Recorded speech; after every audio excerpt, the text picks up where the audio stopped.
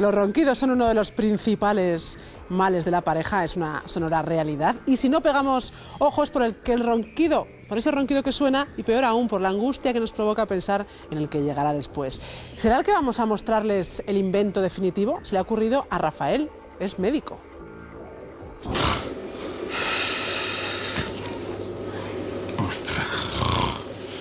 ¡Ay!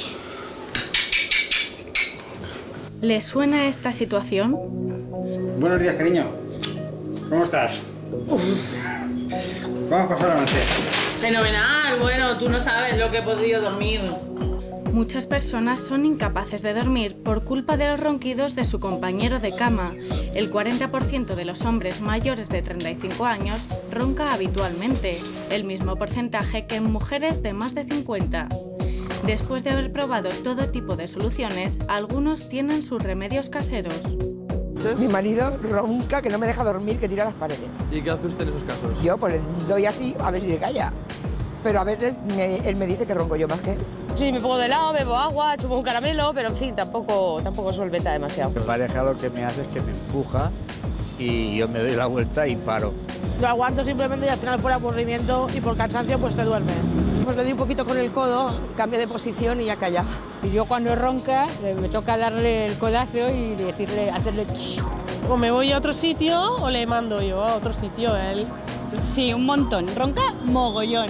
¿Y qué hace usted para evitar que...? Yo, mira, le doy así para que se despierte. Pero lo cierto es que aún no se ha descubierto un método totalmente efectivo contra los ronquidos.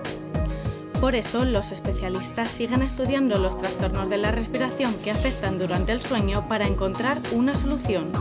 Esto es lo que da realmente la eficacia. Esto tiene una presión que la va a ejercer sobre el músculo del mentón, sobre el labio, y la reacción que va a hacer el sujeto es de cerrar la boca. Normalmente, si la boca está cerrada, es más difícil hacer el ronquido, se reduce el ronquido. Es decir, al hacer esto ya estoy consiguiendo que respire por la nariz de una forma sencilla y cómoda. Habrá que esperar para ver si este nuevo invento antirronquidos hace efecto o tendremos que seguir con los métodos de toda la vida.